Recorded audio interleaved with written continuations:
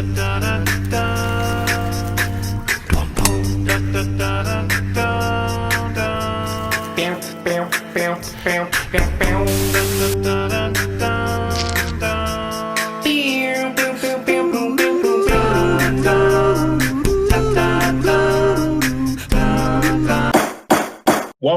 to another episode of Rap in Order. I'm First Class Regg. I'm Taurian B. Today we got Eli P joining us. What's up, everybody? And it's another Eli P recommendation that we're getting into. Yes, sir. I don't know how I feel about this, but we'll get into it because I actually enjoy this album. This is from Gucci Mane. This is Everybody Looking, and it's Gucci's 9th studio album. It was released in 2016 on Atlantic Records. This was his first release since releasing The Return of Mr. Zone 6 in 2011. So it was a big deal for many reasons, that being one of them, but also the biggest reason being that this was Gucci's first release after being released from prison. And he served 2.5 years, right?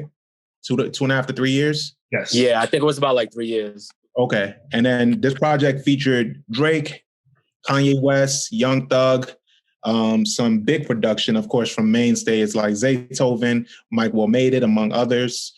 It debuted at number 2, which was Gucci's highest charting debut for his album.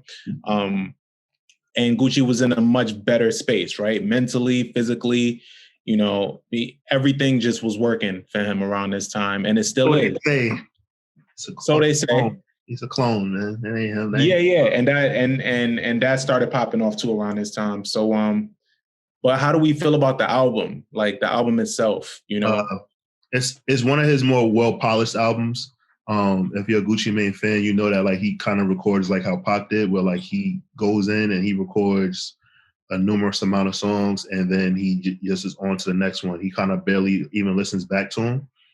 Because he's really of the mixtape era. Like him and Wayne and Currency, I feel really were like mixtape monsters in that sense. So with this project, you could tell it was more polished. He took his time. He got in there with Zaytoven. He got in there with Mike Will Made It, and the other producers, and really like locked in. And you can even tell from like the cover art, like is more refined, and he really went to like he really made it his business to make this like a good album. Because if you remember, The State versus Roderick Davis was supposed to be his introduction, to the masses. Like obviously, if you were a Guwap fan, you knew, but like it got cut short because he got locked up back then as well. So with this one, everybody was anticipating it. Everybody loves a locked up. Everybody loves a dead rapper, and everybody loves a locked up rapper. So he came home and him looking so different. Everybody was interested to hear what he had to say, and I think he delivered on this project. Yeah, I'd agree. And Eli? I mean, he 100% delivered on this album, man. It was. I remember this because if I'm not mistaken, I think this dropped the same time as Savage Mode 1. And I remember this vividly because both of those albums dropped when I was on my trip to Japan. So it was literally all that I was listening to, and I wasn't paying for Apple Music at the time, and I was just like, nah, fuck it, I gotta. So I made my membership in Japan. I had this album, I had the Savage Mode album, and this was all that I was playing. Pussy Print, what's it called? Outdo Ya, what's it like the other song with Drake? Like, yo, this whole album really shows how hard Gucci be rapping, dog. Like he be in his fucking bag. Like I can't wait until we get into some of the records, but this is easily one of my favorite Gucci Mane albums. Like I have like maybe 3 or 4 other ones, but this one is definitely at the top of the list when it comes to like Gucci Mane projects. If I was to introduce someone to Gucci Mane, this would be the project I would go with. Simply because the production does not sound dirty and it doesn't sound too polished. It still sounds like Gucci, but it's not like the songs are very consistent. They all blend in well with each other. It's not like, you know, you just threw this together and all this other stuff. Like, it's a very cohesive project. I think, yeah, it sounds great, but I think it does sound a little too polished for me. Like, really? For the type of Gucci that I'm used to, it does sound really polished. Okay. But that's not a knock against it. It's just, you know, what I noticed. Listen. Yeah. But we'll go ahead and get into the album. The album kicks off with No Sleep, which is the intro. It's produced by Mike Will and Zaytoven. Yes, sir. Yeah. So for this song, I really like how everything kicks off and how he approaches opening the intro. Like, he's pretty much like, I don't think No Sleep was a good title for the intro, to be honest with you. But I really like how he started everything off, and like, he's pretty much just talking about it. Like, yo, I used to drink a pint a day. Yeah. Like, and Zaytoven really put his foot in this shit too. This shit is hard as fuck. Like, and in one of his interviews, he said that this was one of the first beats that Zaytoven played for him, and he immediately rapped on it and knew what he was going to rap.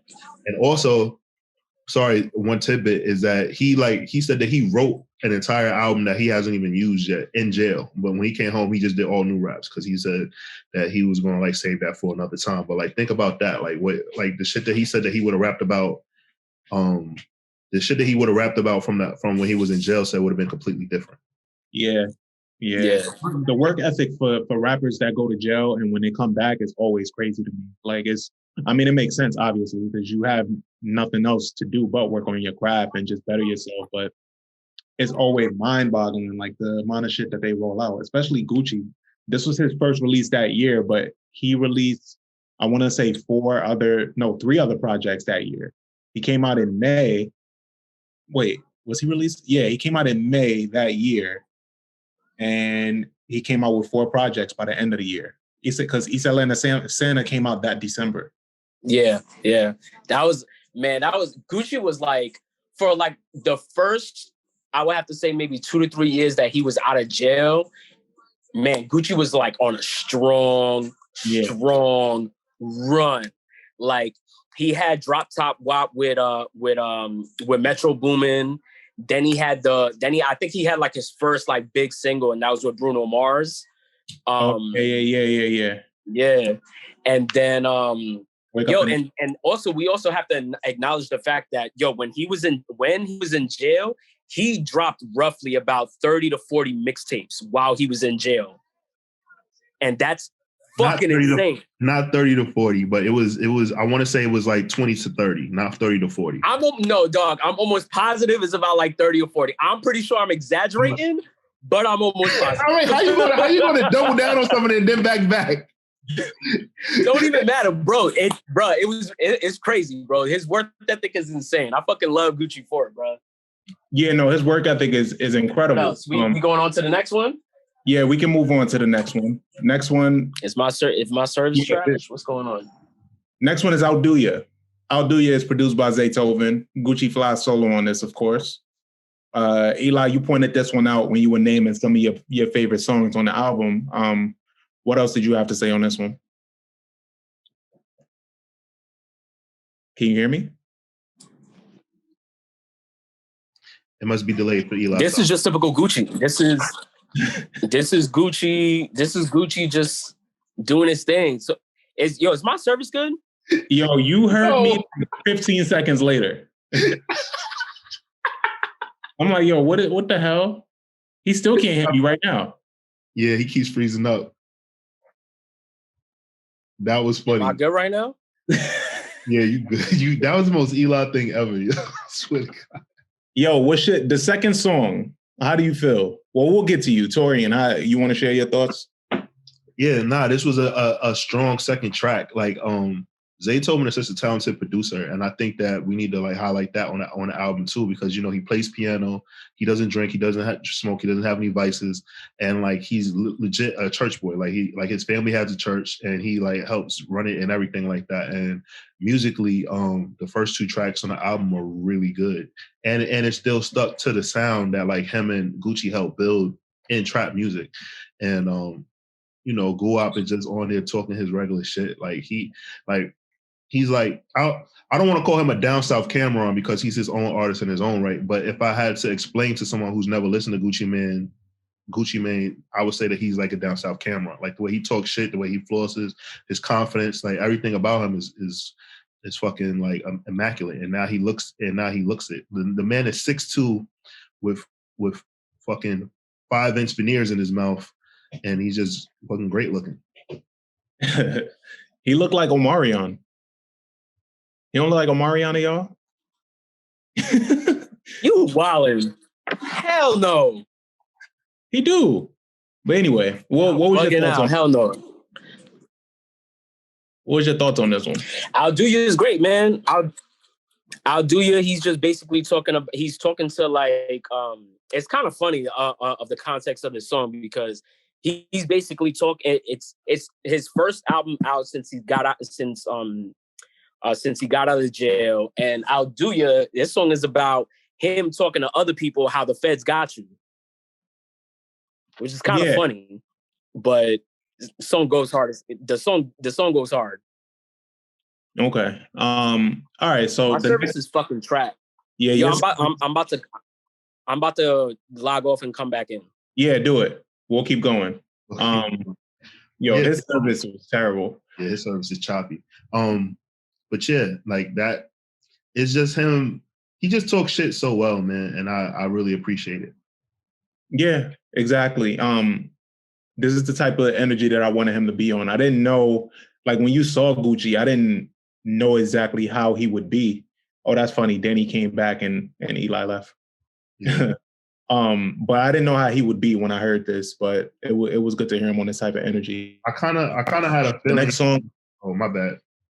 No, yeah, go ahead. I was just about to say I kind of had like a feeling like it was going to be that way because the way Keisha Dior was like talking when she had like her small interviews talking about Guap and things like that, like you kind of sense like, all right, he's a changed person. And then like when they show him slim down, I was like, yo, what the fuck is going on? I was like, did he like find like, you know, like a higher being or like religion or some shit? So I thought that it was really dope that, you know, he did all that. And then reading his book like gave more insight on like to what he did. Like I guess he sobered up and like he looked in the mirror and was like, I look terrible.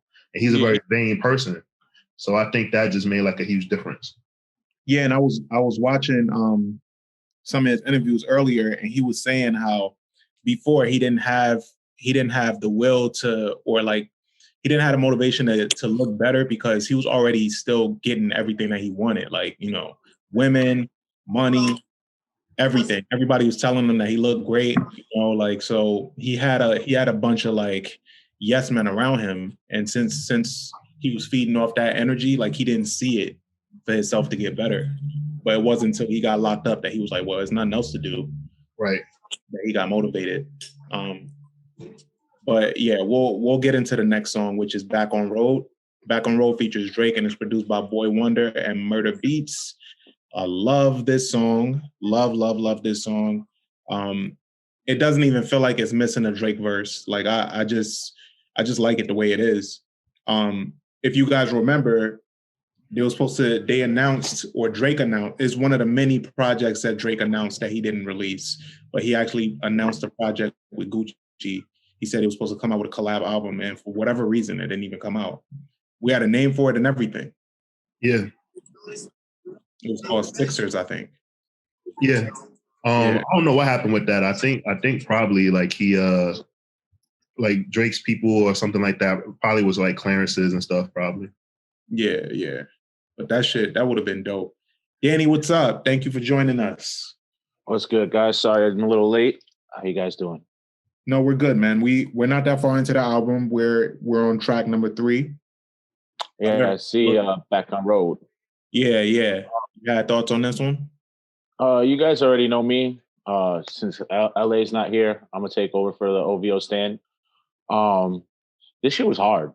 The second you hear Drake started off, and then the way Gucci comes in, and it's a very go-to Gucci flow, but I kind of feel like at this part on the album, it's like very much needed. I feel like at this part, it's like, okay, we're getting the new Gucci, but we're also old Gucci is still there. He could just still jump into these flows that we already know him for. But showing, as you guys, as I came in, I heard you guys were speaking, you know, like him doing this time and, you know, being in jail, I think he kind of realized he could be more musically. And I think just at that point, when you have all that time, what the hell else are you going to do? I'm a East Atlanta nigga with a body on his belt. Bro, like, yo, because he's talking that shit and you know it's real. And he just came home. And like, let's be honest, for the reputation Gucci built for himself, like, yo, your man was putting out mixtape after mixtape after fucking mixtape behind bars. Like, you never really felt like, even though Gucci was gone and it wasn't the same, you never felt like there was Gucci was missing.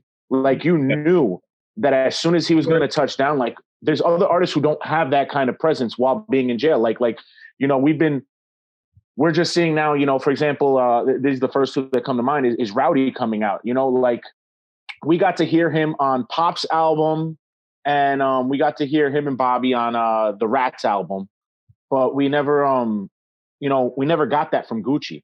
Gucci was actually just putting out material, like actual material that didn't sound like it was a phoned in verse.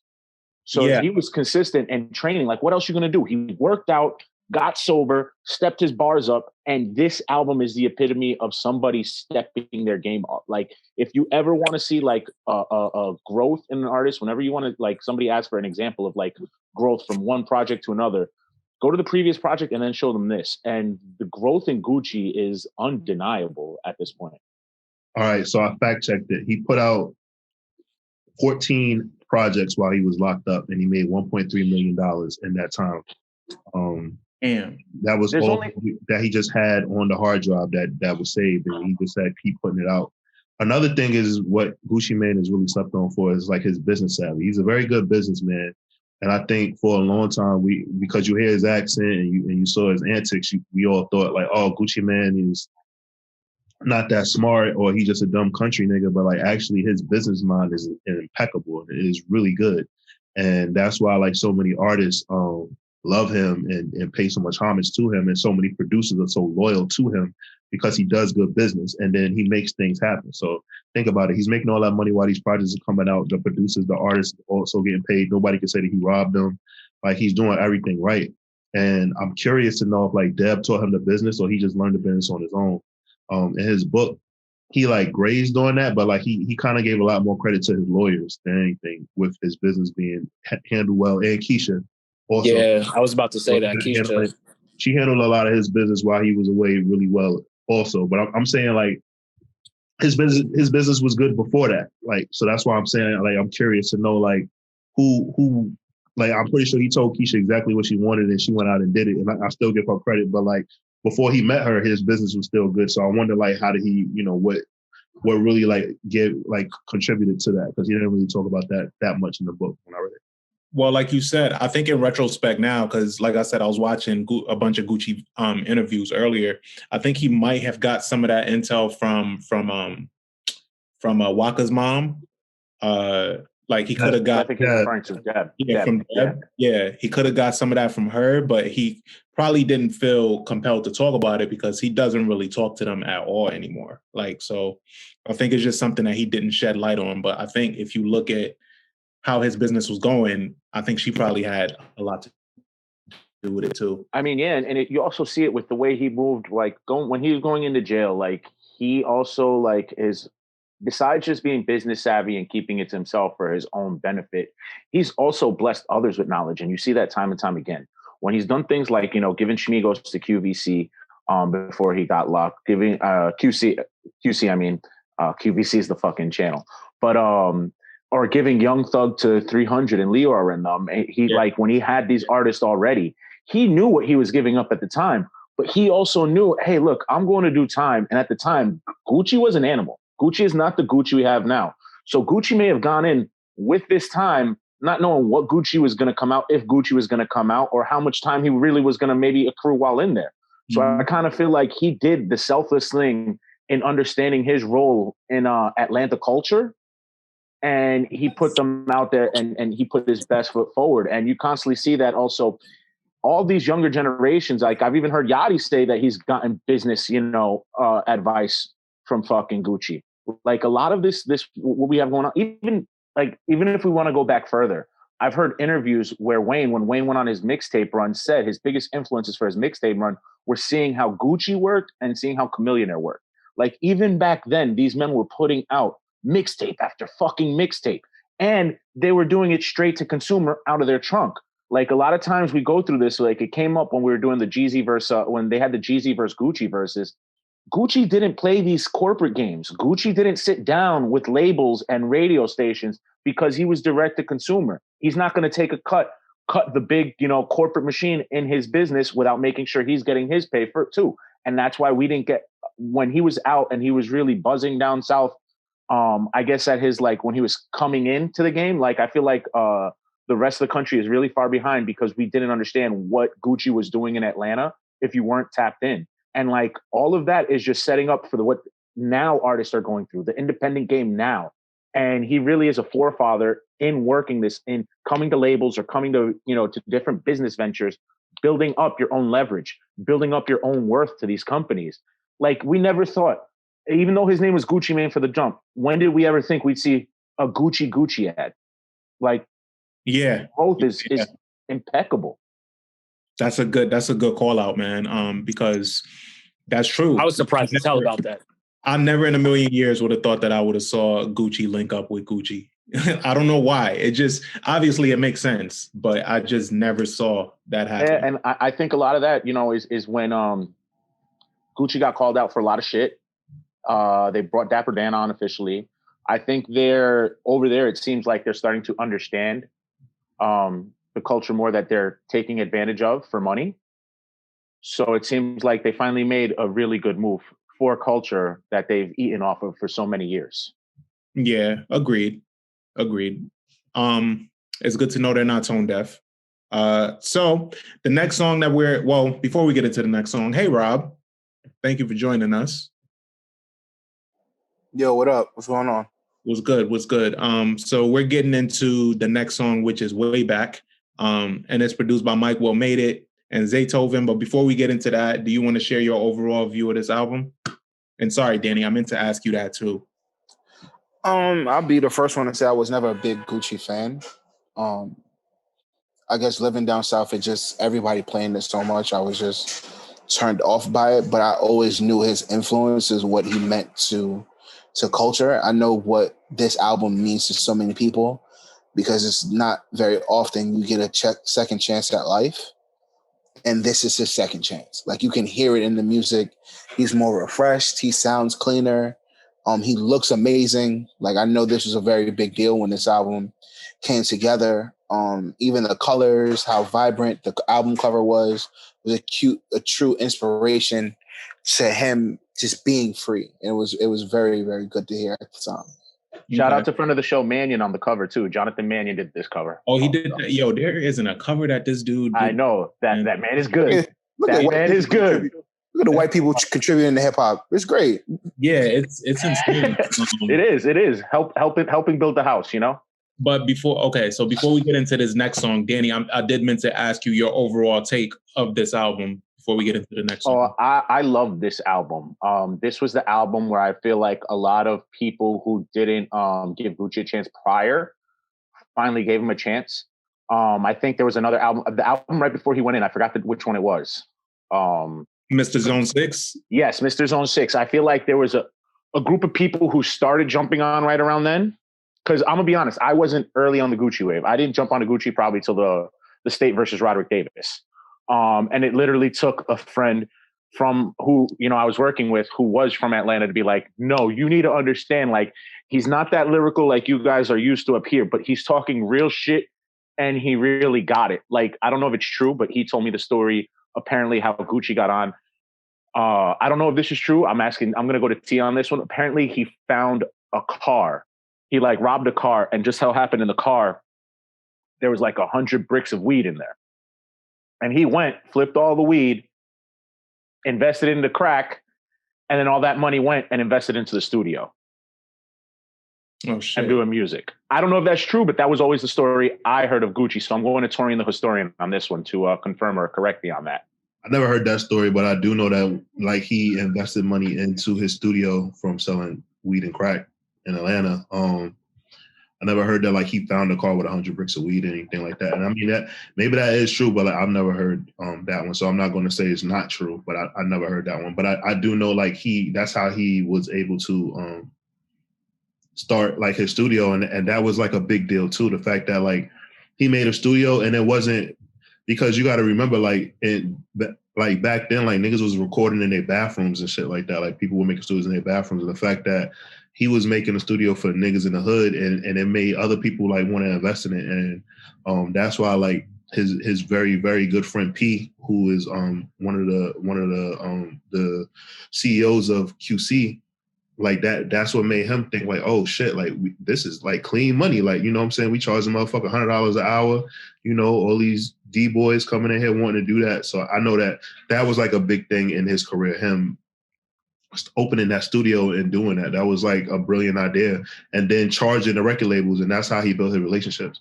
So even though like Danny said, like he wasn't like begging studios to sign him and stuff like that, he did have relationships with record labels, and that's why he was able to.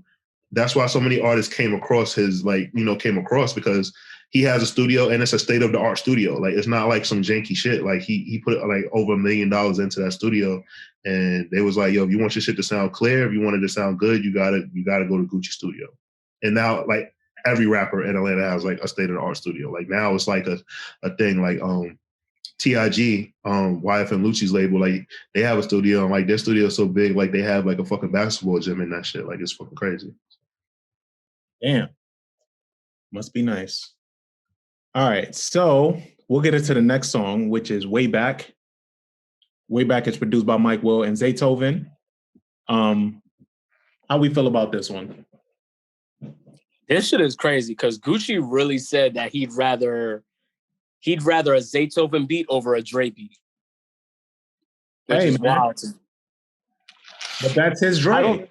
I don't think that's wild. I think when you're an artist who understands your sound and you understand your dynamic, you understand your angle. Because let's be honest, do you really hear Gucci being Gucci the way he's Gucci on a Dre beat?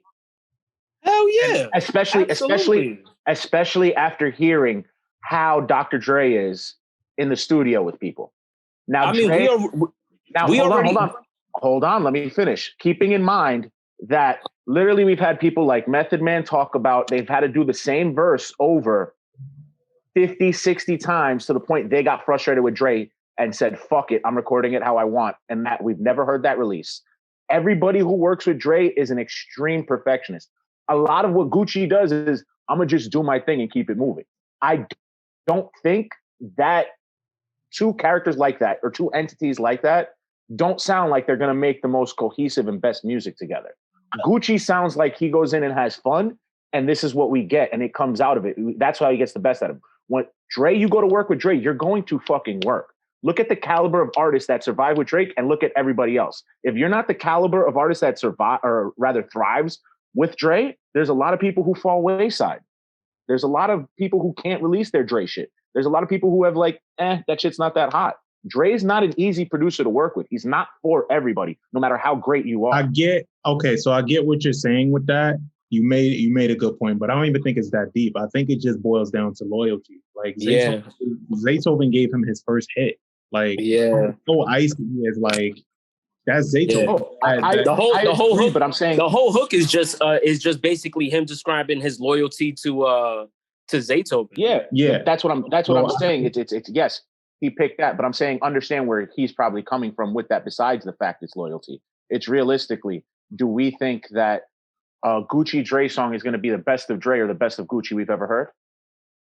No, but it would be nice. I think it will work out fine. I mean, it would definitely work out fine. We hear these horror stories about Dr. Dre, like him being hard to work with, but I think Dre also understands like everybody is different, you know, and it might not be like the most fun for Gucci Mane, but I also think that like Dre understands how Gucci Mane works. Like he did work with he had California Love already made, and like Pac added his person, and Dre went and did the work afterwards. But when it comes to producers like Dre, the reason why they're so huge is because of the range that they have. So you have Dre, you have Kanye, you have you know, all the legendary producers. They're able to get into these pockets. Like, you know, boom, you need a hip hop beat, I got that. You need a Britney Spears or a Christina Aguilera or a Miley Cyrus type of beat. Boom, I got that. You know what I mean? So I think it would make for some real interesting music if we ever got anything with Gucci and Drake.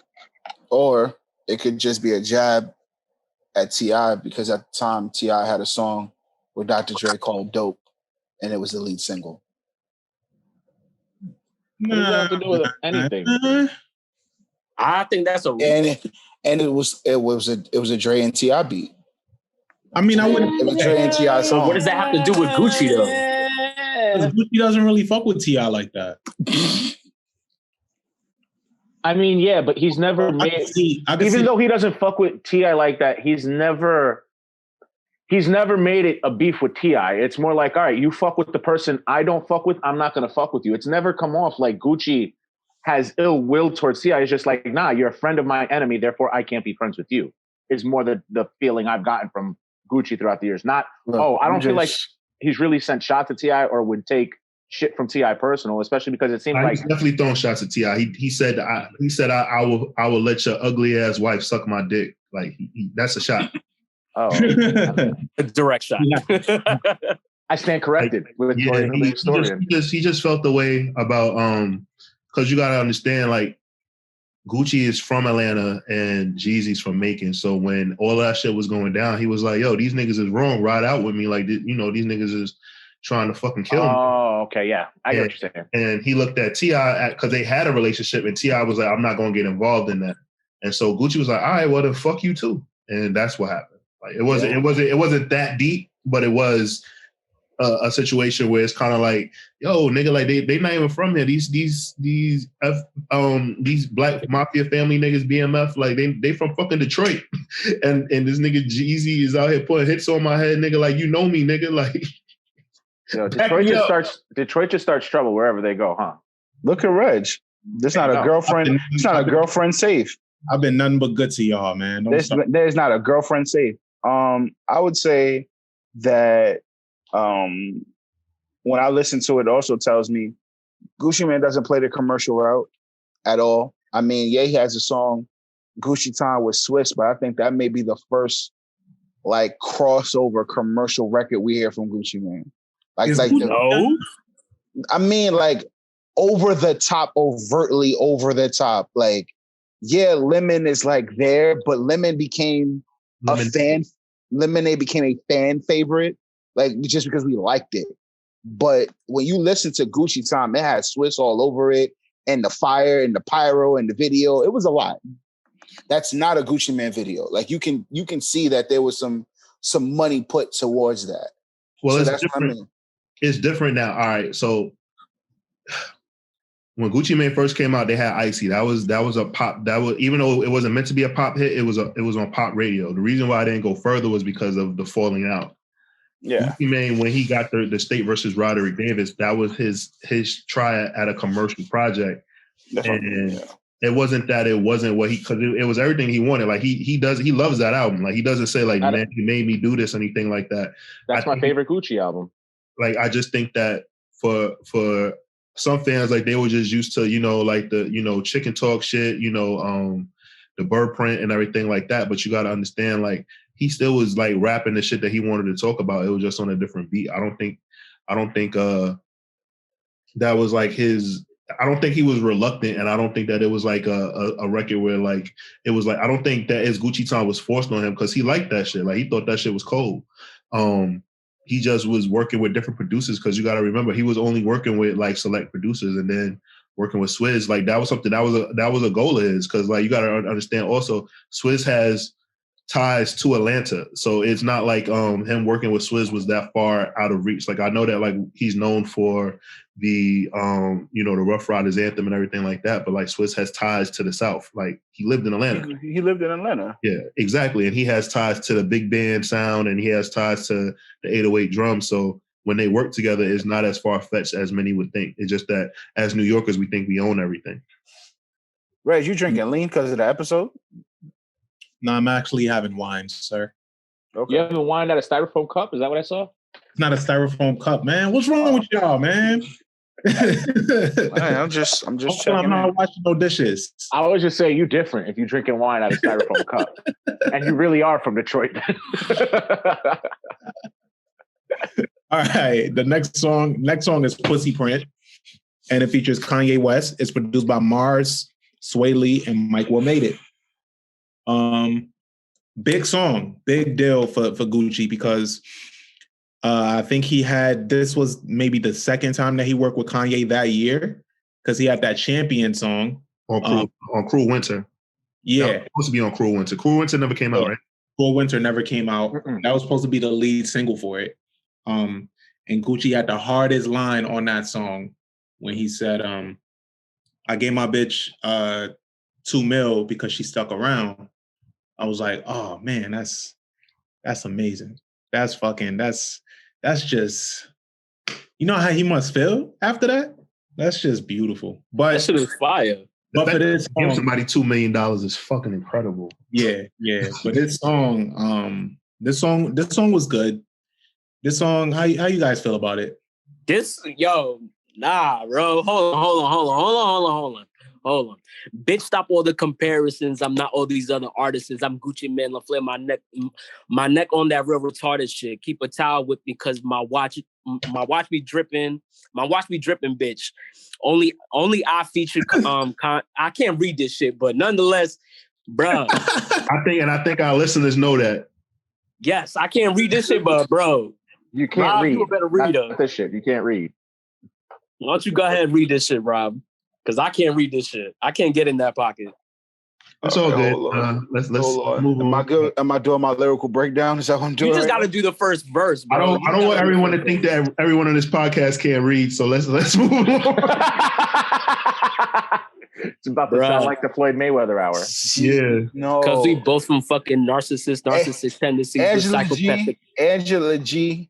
Charlamagne. Charlamagne. Charlamagne. Yeah, man. But nah, like anyway. I was hyped for this record, and I hope that they have more like songs in the tuck because I actually like the both of them working together. This was actually Kanye has time on his hands, so. I'm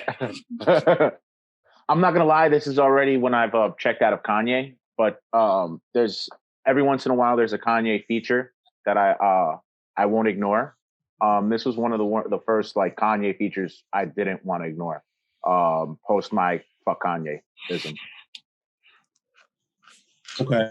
Yeah, you got time. You got time, Danny. We don't know what 2021 is looking like. Yeah, no, we don't. We'll see. We shall see. But I mean, I liked it, but I just wasn't wowed by this.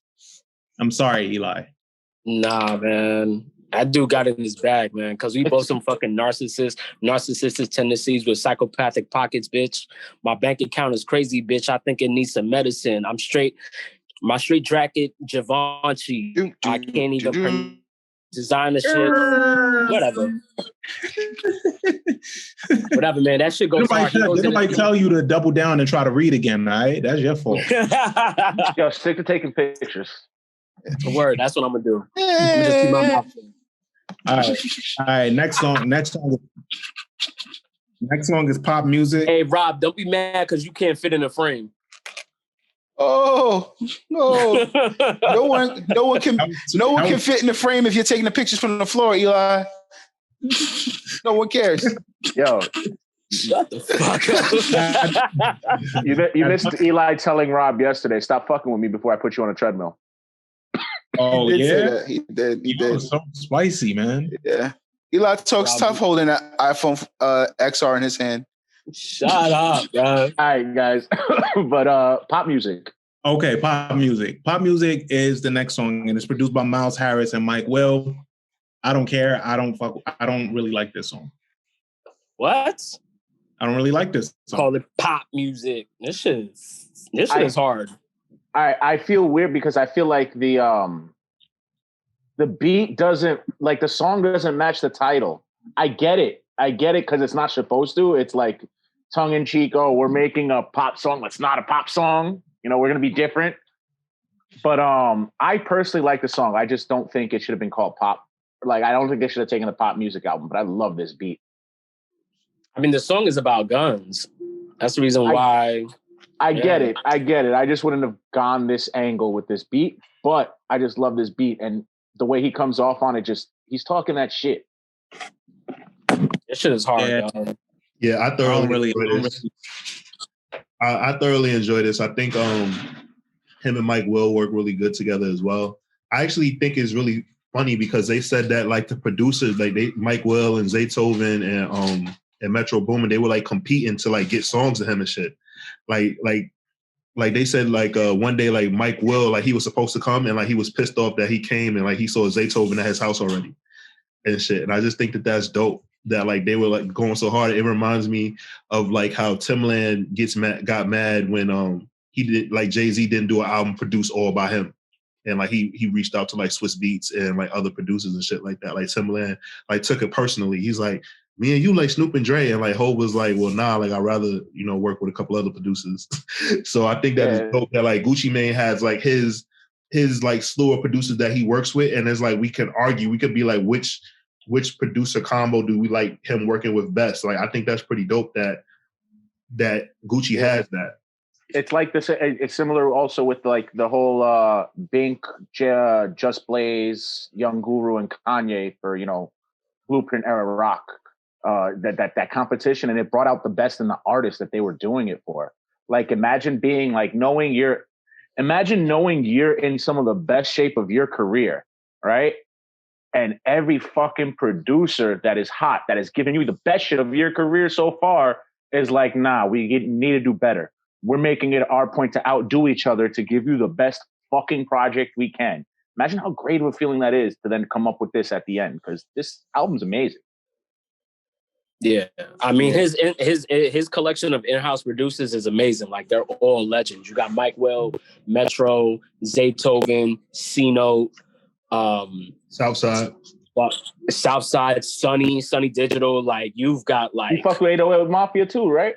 Everyone, yeah, man. Like all of those in-house producers are all legends in their own right. And it's like Gucci was the guy that like introduced us. Like he had solo projects to each and every one of these producers, and they're all mixtapes. Recently, it was Drop Top WAP with all the Metro, but nonetheless, it's like all those in-house producers, they're all, like I just said, they're all legends in their own right. Especially Mike Will. Agreed. Agreed. He's probably the most diverse next to Metro when it comes to like their production. You know what's my other favorite part of this song, where he's like, I'm hearing rumors my label about to drop Gucci. No, they weren't. Yeah. No, they weren't. They knew damn well they better not touch you and leave you right where you were to create, because they knew whatever you dropped was going to be flying. When he said, funny enough, like I went to go look, like for real, like is that public knowledge? Because I was like, who the fuck would drop Gucci? There was so much hype around Gucci coming out of jail. Like, yeah, how would that even be a thing? So I really went to go look for that. But we'll get into the next song. Next song is Goo Wop Home. Goo Wop Home. And it features Young Thug. It's produced by Zaytoven and Mike Will. This song was a huge deal because, as we know, as Danny said earlier, Gucci signed Thugger. But then, being that he went to prison, he did the selfless thing of letting them go to 300. And we see where Thug is now. And he wouldn't be where he is now without Gucci. So this was a huge collab because when he came out that year, it was their first time working together in God knows how long. So how do we feel about it? Gucci and Young Thug, they got two mixtapes with each other. And 17 so it's just like we've seen them work in the past together, and it was good to hear because at this time this was around like Slime Season 1, Slime Season 2, with Young Thug.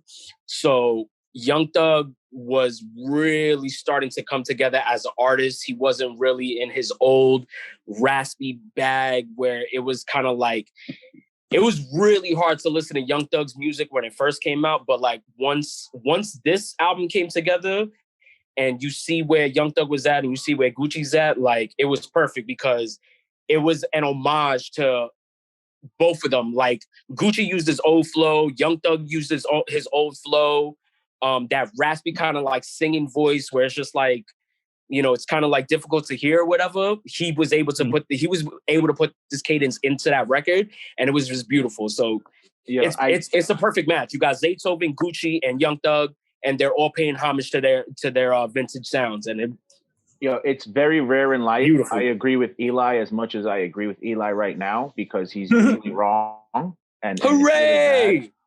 But nah, dead ass. They both jumped into old pockets that we knew them for.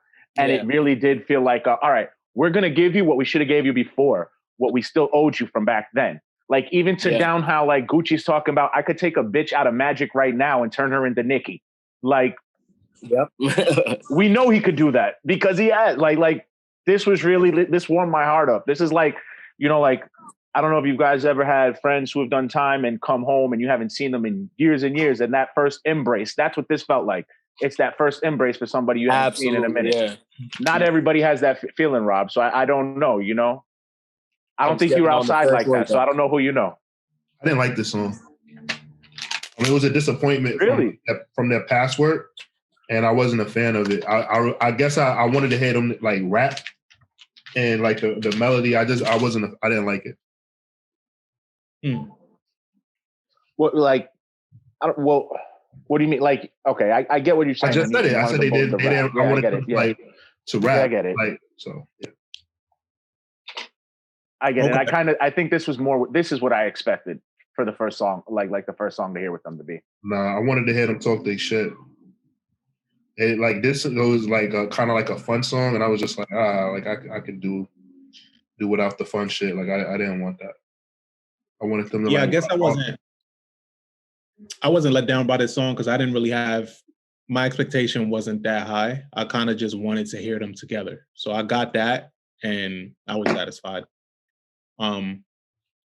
But we'll get into the next song, which is Gucci Please. It's produced by Mike Will Made It. How we feeling? Gucci Please, Gucci Please, Gucci, Gucci, Gucci Please, Gucci Please. This shit is hard, bro. This shit is fun as hell. I love this song. It's a fun song.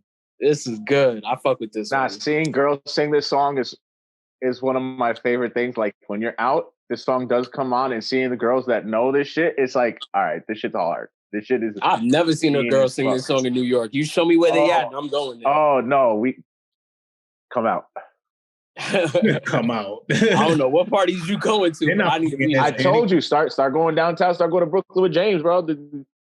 I just started hanging out with James a lot more, and started going to different types of parties. Man. Gucci Please. Gucci Please. Gucci, yeah, Gucci Please. Hearing this song at a party is pretty cool, but I don't want to listen to it in my car or at home by myself. I can understand that, but like if it comes on shuffle and I'm by myself, like if it's headphones, I'm not going to listen to it. But I disagree. If I'm in a car, I'm going to listen to it. If I'm in a party, I'm going to listen to it. But as listening to the album, just listening through the album, I don't skip it while listening to the album as a whole. And that's something I'm realizing too. I don't know if we factor in. It's because a lot of times I'm realizing there's a lot of songs I skip if they're not in the context of the album. More than I realized, more recently. You talking about when it comes to this album or just in general? In general. Okay. I get that. All right, so the next song we'll get into is Robbed. Robbed is produced by Zaytoven. I fuck with this song heavy. This is the kind of energy that I like from Gucci. So the violent shit you into. Yeah. This is the type of shit that I like. Yeah. Who produced this one? Zaytoven. This was nice. One of his better songs with Zaytoven as well, and I really enjoyed it. And he's basically just letting you know, like anybody can get it, like, and that's shit he was about. When he first came out, it's funny. So you remember how like White Tee and the Franchise Boys was like a big deal in Atlanta? It was a group called the Black Tea Boys. and like Gucci came out rapping with them, and like they was known for really robbing niggas. So like that was always like a thing that Gucci was about, was like rapping about real shit that niggas was actually doing, and they was really robbing people and shit in black t-shirts and black Air Force Ones. And I don't know, I can't speak for New York, but I know in Atlanta that's where the whole joke of wearing black Air Force Ones comes from. So like Gucci rapping about this, like he knows what the fuck he's talking about. Just like how like YG like made the song Flockin', and basically told the whole story on My Crazy Life about breaking into homes and shit like that. Gucci knows exactly what he's talking about on that shit. Nah, black. Like it was like you do anywhere you do dirt, you wear black, but it wasn't specifically the black ones. But at the same time, once the joke was made, I think New Yorkers understood it off rip. Nah, in Atlanta, that's especially if you've dated women from the Bronx. In Atlanta, that's just a fucking uniform. If you see somebody in black Air Force One, and more than likely they'll beat the shit. Oh, that too. No. Yeah, definitely. If you see somebody in beat Air Force Ones, you definitely know what's up. Like you definitely know what time it is. Let me care about life. Let me say something to you. Go ahead, Rob. Our Foot Lockers in the Bronx don't even have black Air Force Ones on the wall. So don't put that on us. Oh, because you guys buy them so quickly, they don't have a chance to be there. They call them from the back. Like you call them about, yo, let me get a pair of black Air Force Ones. They be like, word. They make you fill out an order form, a release form, and an NDA because they wouldn't be liable for what you may do in them. They track it like COVID, right? When you go to a restaurant? Not like COVID. Like COVID. Excuse me, sir. Are those black Air Force Ones? The money's in the register. Just don't hurt us. I've never seen somebody in black Air Force Ones get let into somewhere. I have a family member who wears black Air Force Ones, and I'm 30% sure he's a serial killer. You better keep it cool with him then.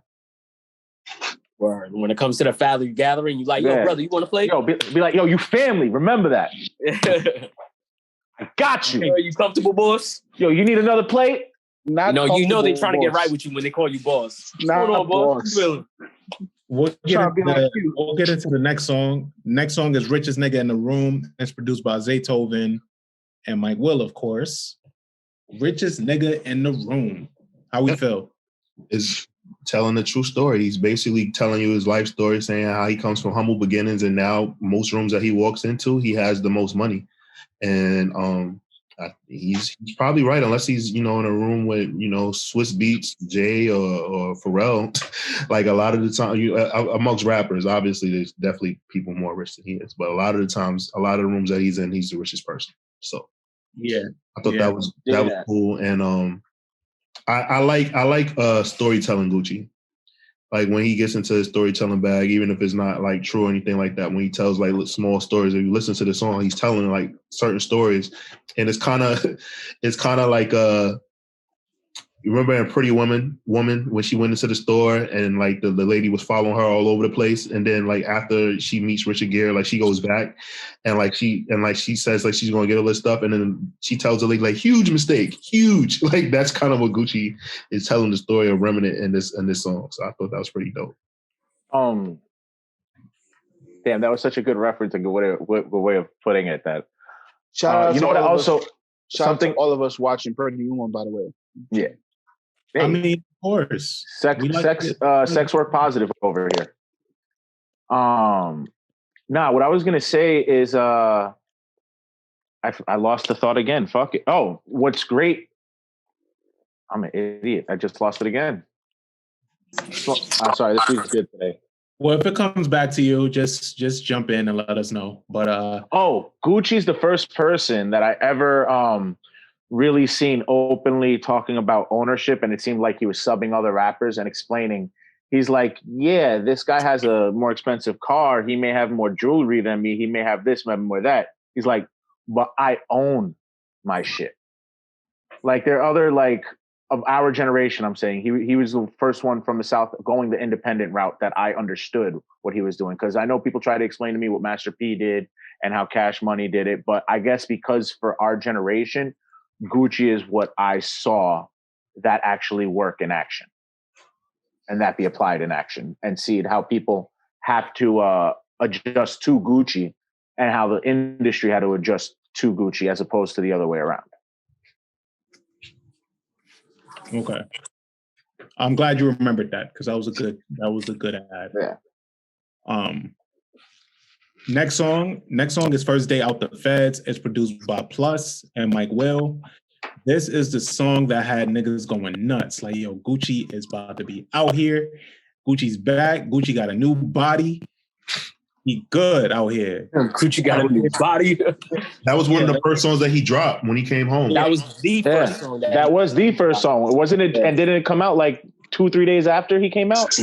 No, it came out. It came out a day after he. He like previewed it. He was previewing it on social media, and then like it dropped. Yeah, I remember that.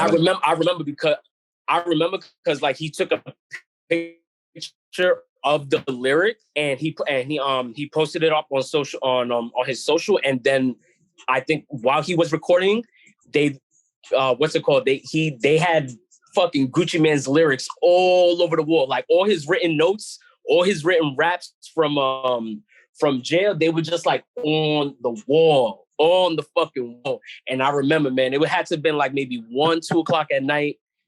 He posted up the lyrics to this song, and I was in my bed just reading them shits, and I'm like, yo, this shit sound kind of crazy. And then the next thing you know, the next day comes, he dropped this shit, and then fucking, I'm hearing rumors. Oh my god, bro, yo, Gucci just got in his bag for this one. Like, First Day Out, this shit is great. I fucking love it. This shit goes hard. Yeah, First Day Out is dope, man. It's nice. It was nice hearing him in that bag, and he's just really talking about some real shit on that. Yeah, he said his own mama turned his back on him, and that's his mama. Yeah, that's he wasn't invited to the wedding, but God bless the dead, she passed away. But yeah, like he had a hard time with his moms. Yeah. I lost 3 people close to me and one mama. 10 years later, still don't know shout out my Hummer. Like, yeah, really talking about like real shit on this. Like, even though, you know, despite he's back, he has a new energy to him, but niggas will forget. It's just this is why he has the new energy. He has to have a different energy. Yeah, exactly. Yeah, man. You know, he sounds amazing on this. He sounds hungry. He sounds aggressive. He sounds like he's just been waiting to just let off in the studio, and this is exactly what we got with this one. I'm so glad that this was like the first single off of the project, because this really set the tone of what we was about to get into with this album. I mean, it also helped us finally feel like, okay, maybe this isn't clone Gucci when the album dropped, you know, like, and this is one of the songs that definitely do it, because you're like, okay, no, this is Gucci, but it's growth. Like there really is drastic growth in this album. Yeah. As an artist, and just, I guess, from person and explaining your views on things, and it, even though it's the same flows and a lot of the same delivery that he's had, it's more precise and it's better thought out. It doesn't sound like he's just giving it to you. It sounds like he's thinking what he's saying.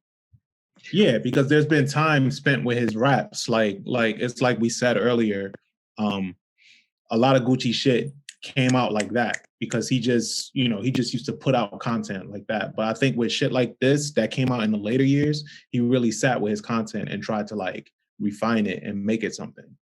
I'm sorry, Reg. You finished? Yeah, go ahead. I really wish that opposed to him signing with Atlantic Warner Brothers, that he signed with Interscope, because I just remembered, because I was trying to think of other pop records that he did. Remember when he did the remix to Boom Boom Pow over the Black Eyed Peas beat? And I was just thinking to myself, like, Jimmy Iovine would have had a field day with Gucci Mane. Like, just putting him on other records and shit like that, like crossover records, and having him do those songs, because his street cred is there. So like that's not a problem. And like nobody's gonna question if he does a crossover record, because he really shoots niggas. So I was just thinking about that. Like, I wish that like he was over at that label opposed to at Atlantic Warner Brothers. And I'm pretty sure they give him whatever he wants and stuff like that. But I think Jimmy Iovine probably would have did a better job with him in his hands. Like, I think Gucci probably, like, because Gucci really doesn't care about selling records, and, you know, selling records isn't the end all be all, but I think that he will be, like, opposed to him being kind of like a cult figure, I think he would be like a global star if he was at Interscope with Jimmy Iovine. Jimmy Iovine just gets it, and like he knows how to cross market. Like, he's responsible for the Dr. Dre, he's responsible for Death Row. Like, not responsible as far as like what they did musically, but like he's responsible for opening up the budget and making sure that they had those relationships to be marketed. And I think that Gucci would be 10 times bigger than he is. And I just thought about that. I just wanted to share that. I think he would too, but I think it's like you said also, yeah, he just don't give a shit. I think as long as his lifestyle is sustainable for him, like he's good. All right, so the next song is At Least a M. It's produced by Zaytoven and Mike Will. T, you had some on this one? This song is so fucking fun. I love it.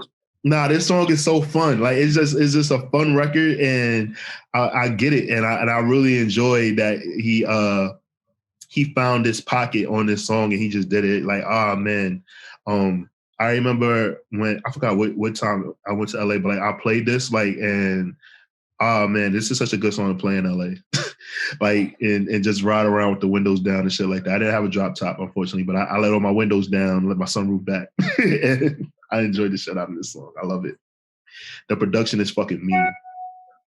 The production is great on this. I do agree. Yeah.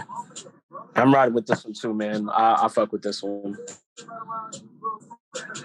All right, so honestly, it made me feel poor as fuck because I was like, "Damn, not a right." That should make you feel broke. This room has an M, and I'm tired of hanging with y'all. So we got to find people with M's.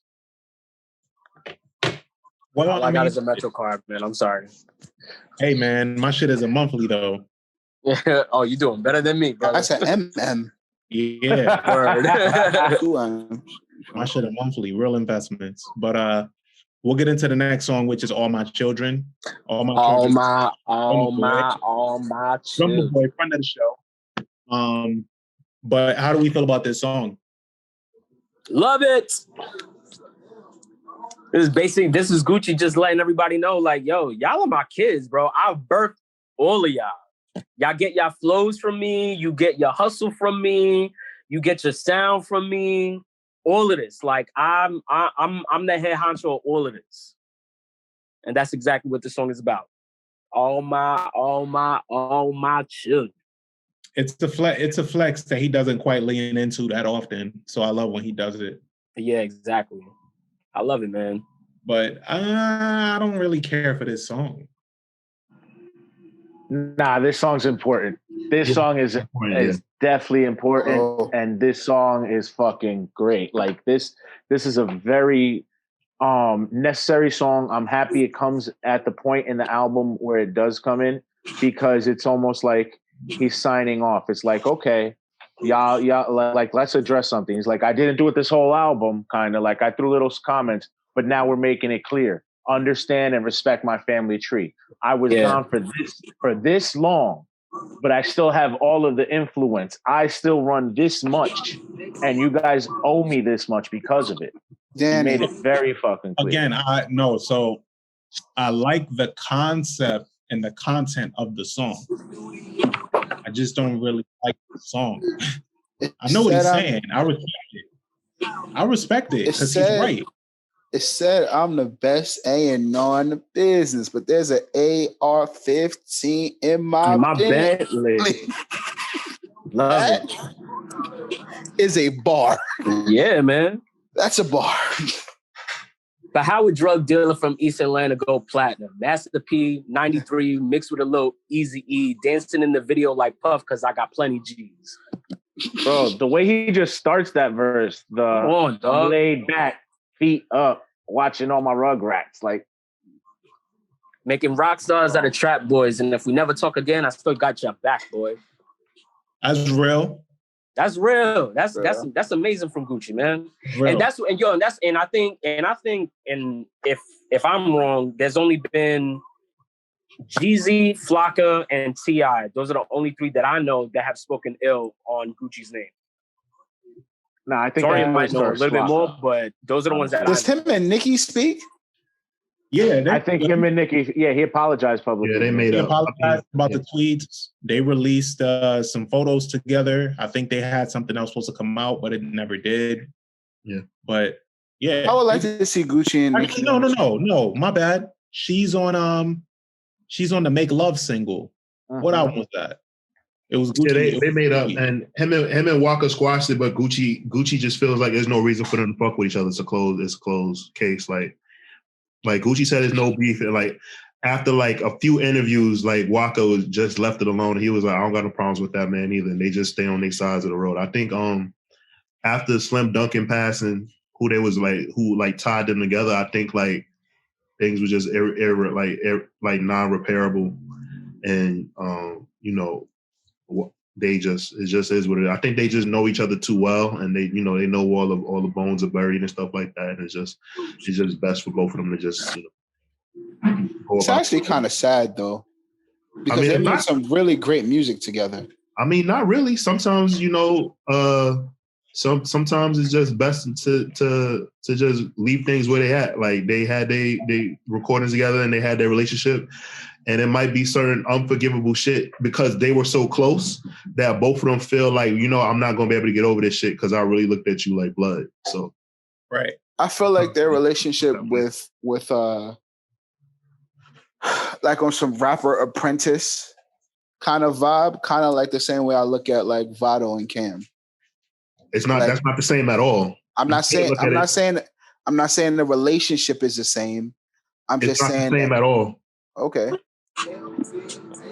What song? What like name a Vado and Cam song that even aligns with that outside of New York City? Like Waka and Gucci were everywhere. Like I'm not gonna let you do that. They got songs, they got mixtapes. I'm saying as far as like they've got I think like 3 or 4 mixtapes when they was running together. I'm pretty sure when they was running together, and locally it was a big deal the same way it was when you saw Cam and Vado, because it looked like Cam was like polishing him to be the next up, the same way Gucci had already brought him to the big stage already. I'm not rolling. It's not the same. All right. You don't have to roll. It's not. I definitely don't think it's the same at all because of just the magnitude of what still Waka ended up being. Because Waka is still successful in music, just a different genre. For you to be a Cam stan, like that's a very poor comparison. Cam wouldn't even agree with that. If you say Cam and Joel's, and I'd be like, I will rock with you. But who the fuck is Vado? Because you sound fucking stupid, Rob. Yeah, I don't think Vado ever needs to be in anybody's conversation. Bro, there was a point in time when people were looking at Vado and was like, "Yo, he's next up." Don't tell me I'm crazy. Blind. Yeah, like that was for 15 minutes. That was only people from Harlem. I don't think it was only people from Harlem. I was very blind during that time. I don't think I was ever checking for anything from Vado ever. I guarantee you go to another state and you ask some people yo, what's your favorite Vado song? They won't be able to tell you. I'm pretty sure. I think New York will be able to tell you their favorite Vado song. Speaking in tongues was a moment. That's what I was. I forgot about that. Speaking in tongues was a moment, and then they had the All Bosses mixtape series. But what I'm saying is me knowing that, I wouldn't compare that. Like, can we get off this? Can we move on? Rob, you just pissed me off. You found a way to piss me off. How we got into this wormhole about Vado in the Gucci Man album. Yeah, that's crazy. You got me shitting on Vado. And I actually know the man. Like, I'm actually cool with Vado, but like, no. Okay. All right. So the next and final song on here is "Pick Up the Pieces." It's produced by Willa Fool and Zaytoven. How we feeling? Love it. How you say all the stick up kids want to kidnap me? Yo, honestly, when somebody first told me it's the Willa Fool, I thought they said Willa Ford, and I was like, the fuck is Willa Ford doing fucking producing? What the fuck? Yo, imagine. Oh man, people will really be like, Gucci's a fucking clone. That's crazy. No, yeah, I like this intro. I do like this. This is a nice way to end it off. It was. Breaking rules. It was a nice cap off. Yeah, I agree. Any other thoughts on this before we wrap it? Nah, it's just mean because I'm listening to it right now. I've been listening along to the songs over, and it's just the way he finishes that first verse with breaking rules and bending corners, crack your head with a Corona. It's just like Gucci just, when he wants to, could show out a little bit and actually play with words. I actually think he plays with exactly. words a lot more than you think, Danny. I like Gucci. Yeah. No, I said when he wants to show out. When he wants, I don't think he always wants to. I think when he really wants to, though, he shows it. And you can hear it on the song when he's going for that, or whether he's going just to go off of a vibe, or whether he's going just he wants to go on a specific topic. All right. So we can close out this album, right? So how we feeling on these ratings? Rob, I want to start with you. I say I'll give it 3.5 out of 5 waffles. Okay. Reason being? I think it's a pretty solid project. I think I would have wanted a little bit more collaborative effort instead of it being so in-house. I know that that thing for Gucci, like his cachet is just working in-house. I would have liked a little bit more industry inclusiveness, just because like him being home, I would have wanted to see some real collaborative projects, like maybe 2 Chainz on a song or something like that. Just something that someone who was in that moment to kind of pop on the record. Like I would have wanted some more bigger features on the album, but I understand that's not his forte and that's not what his fans want. And he's very in tune with his fans. So I think for me, that's just me being a surface level fan opposed to being a deep seated fan. But I know looking back at this album is really good though. So 3.5. Okay. And Danny, what about you? I'm gonna go 4.5 on this one because it's not a classic, but I really like it a lot. I like it for the exact reason Rob said. I like that it does not have the industry collabs. I like that it does not sound like everybody that was popping at the time. I like that he kept it in-house because it's very Gucci and it's the first album out. So I think he had to stick to that. And I think he had a point to prove by coming out with the home team. And I think it was better executed that way. I think you can't say Young Thug wasn't one of the hottest out at the time. And that's why we got the Young Thug. But I would have even been okay with an all Gucci no features album. But there's no way I want to hear a first time out of jail for that long of a time Gucci with anybody else but these producers on the project. That's Agreed. fair. Agreed. I guess I'll jump in and give my rating of a 3.5. This is a really good Gucci album, but like I said, there are some songs that I just will never listen to again. But then there's some plays on here that I still go back to. This is like, in a lot of ways, a Gucci redemption. So like if you are a Gucci fan, you need this album. I just don't think it's a perfect album. I think 3.5 is as solid as it gets for me. I'll go ahead. I'm gonna give it a 4 out of 5 waffles. I thoroughly enjoy the album. The production for me is the standout of the project. The production is really good. I know sometimes you kind of can't really expect like really introspective things from Gucci, but I kind of would have liked to hear a little bit more about his time in jail on the album. I know that's kind of like bad, but this album, it kind of seemed like he didn't like dive into that, and that's kind of what I wanted to hear. Like maybe him talking about at least one song, but this album kind of was more like a celebratory kind of album. So it's cool, but I give it a 4, and like that's why I can't call it a classic. Like I don't have any issue with the album as far as it being like there's nothing. I can't say anything bad about the album, but I can say what I wish I heard on the album lyrically, and he just didn't give that. So that's the one part that I have to gripe with. Yeah, I'm with Torrin on this one. I'm gonna go with a 4. There are, and I'm literally piggybacking off of what T said. It would have been nice for him to get a little bit more introspective about his time spent in jail, even though I know a lot of that material was both on Writing on the Wall 1 and 2. Even though on this album we did get some perspective from Gucci, but it just felt like he was sharing more moments that he experienced before he went into jail and not while he was in jail. Agreed.